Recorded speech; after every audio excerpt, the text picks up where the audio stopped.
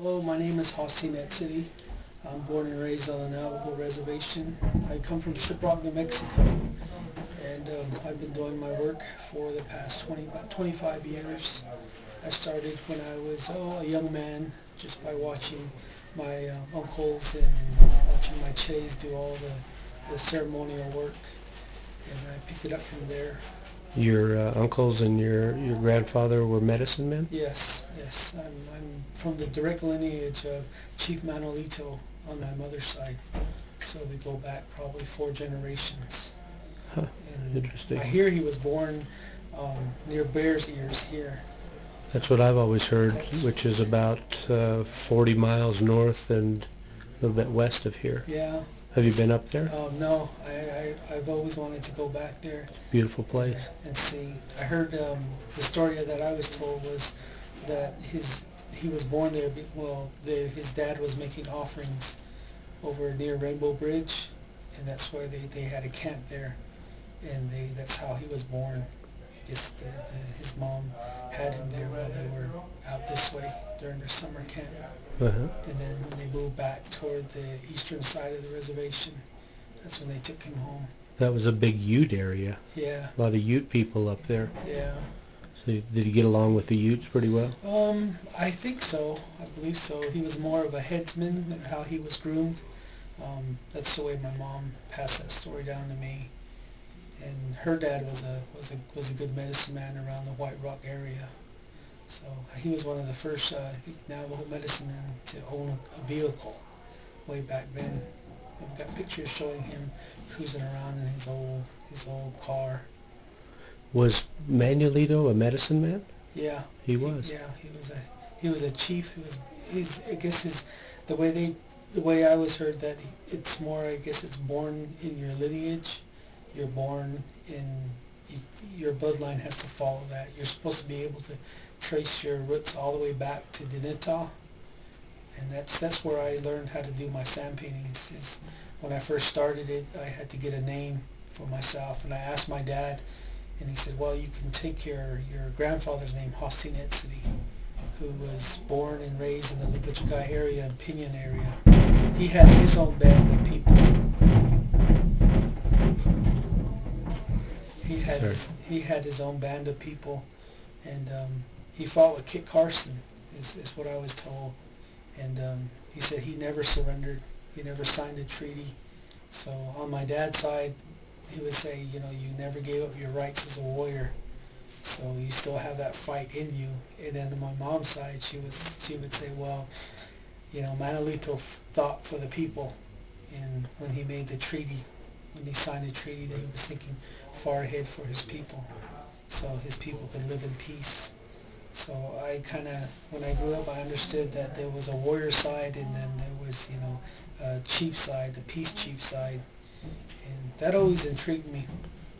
All of my teachings and all of my, the way I learned about Navajo sandpainting and in my culture, is I went back to Dinitah, and I learned from the walls, and I learned from how things went about in that area. It's where I get my inspiration. I go back there to lay offerings and to pray and to get, I guess, rejuvenated in the belief system. So that's where we see some of the figures on your sand painting coming from, the petroglyphs on the walls. Yeah. Like the figures across the bottom of this particular piece. And yeah. There's the bottom panel right here. There's 2 of them. When I was a young man, I was way off into different things, and I really had lost. I guess you would say my mind was scattered, and I really had no direction. And it wasn't until I reached the point of probably no return that a group of people got me and took me back to Dinitah. And they used medicinal herbs, and they used different ways to take my mind apart and put it back together.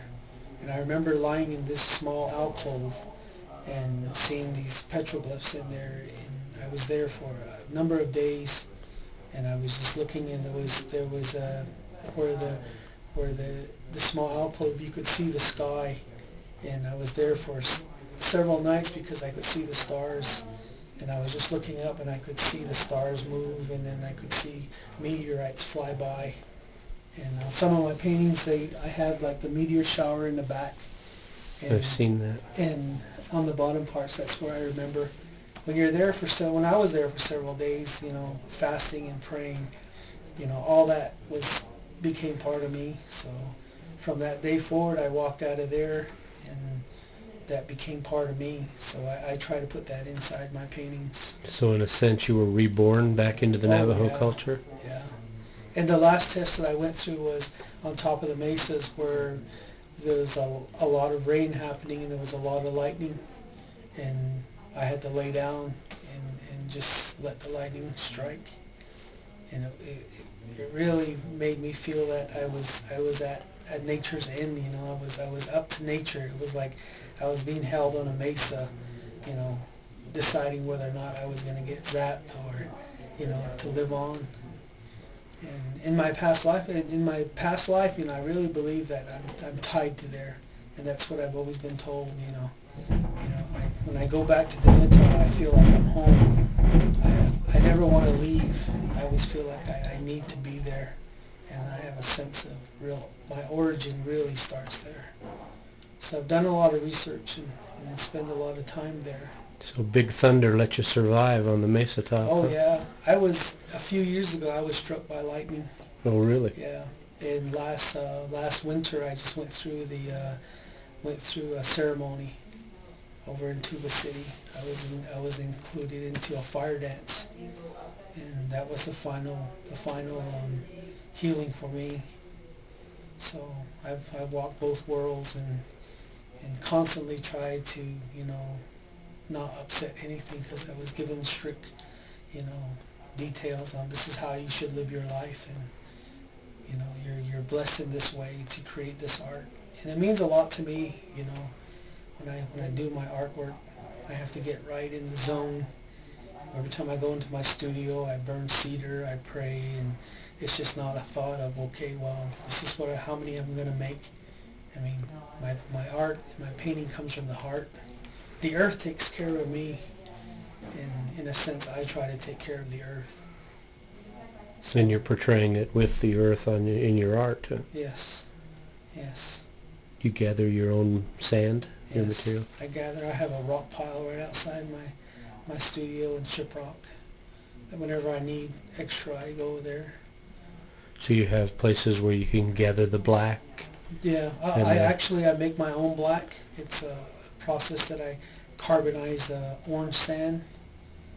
I heat it up to a high temperature and mix it and carbonize it, burn it till it's black. Huh. There is black sand available, and Yeah. but it's really hard to crush, and the amounts that I use is a lot. What about some of the other colors? The other colors, I take different colors like real red and real ochres, and I mix them and shade them down. I can get everything I have from Shiprock all the way to Crown Point. I think you can probably go within 50 miles and get all of your sands. There used to be a place where you could get white and Mexican hat, but I guess construction, they built a housing project there, and they covered all that. Right on top of it. Huh? Yeah. So we can get white from several places.